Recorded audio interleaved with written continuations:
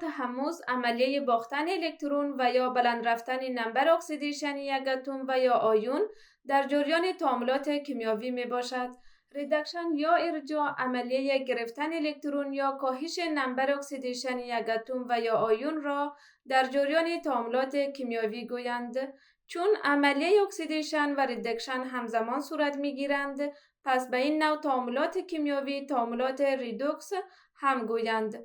به طور مثال تعامل ریدوکس بین فلز مس و نیتریک اسید یا تیزاب شوره را در نظر می گیریم.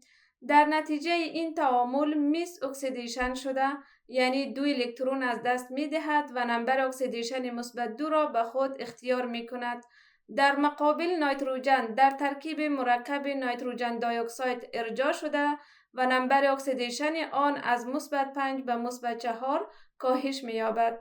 انجام این تعامل چنین است طوری که مقداری از مس را در فلاسک انداخته بعدا نیتریک اسید را اضافه کرد که در ابتدا تعامل به آرامی سپس به شدت انجام می شود. در این تعامل نیتریک اسید به نیتروژن دی اکساید و آب تجزیه می شود که باعث تولید گازات سمی از ترکیبات نیتروژن مانند نیتروژن مونو اکساید و یا نیتروژن دی اکساید می شود که معمولاً بوی تند و رنگ قهوه‌ای سرخ دارد.